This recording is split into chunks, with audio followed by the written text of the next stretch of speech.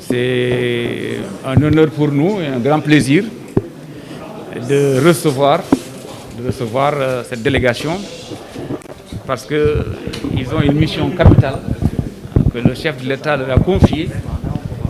Et comme la justice a eu à bénéficier des fonds du Covid-19, il était normal que cette structure-là vienne plus ou moins nous auditer pour vérifier ce que nos services ont fait de l'argent reçu et également comment cet argent, comment ces sommes ont fait pour améliorer le fonctionnement pendant cette période.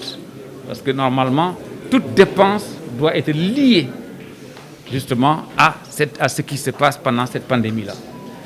Je crois que les échanges ont été, comme ils ont dit, assez francs. Et nous, au niveau de la justice, nous sommes à l'aise parce que nous savons que les choses ont été faites dans les règles de l'art. Les sommes reçues ont été utilisées à bon escient. Et toutes les factures, les bons d'engagement, les bordereaux ont été préparés et mis à la disposition, effectivement, de ces inspecteurs, c'est comme ça que je les appelle.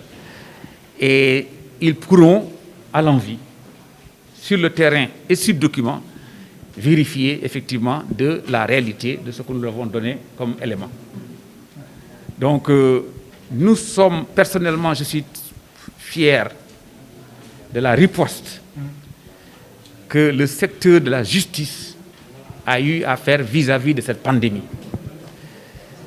L'administration pénitentiaire est à saluer parce que, comme vous l'avez entendu, au jour d'aujourd'hui, nous n'avons aucun cas de détenu positif.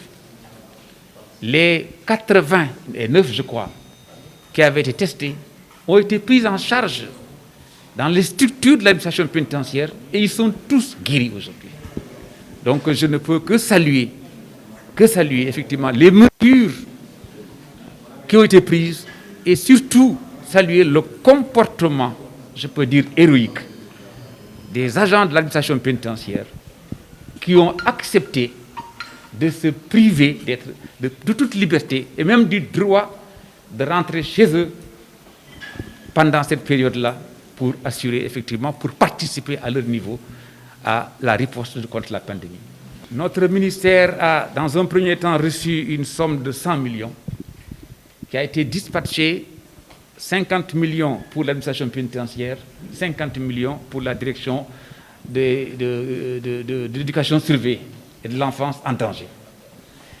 Une deuxième tranche, nous avons reçu 300 millions. Et ces 300 millions ont été destinés à l'administration pénitentiaire.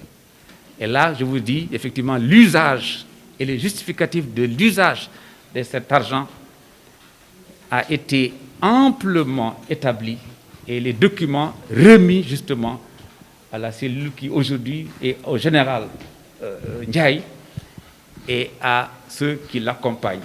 À charge à eux, bien entendu, de vérifier et sur pièce et sur le terrain de la réalité des documents qui lui ont été remis.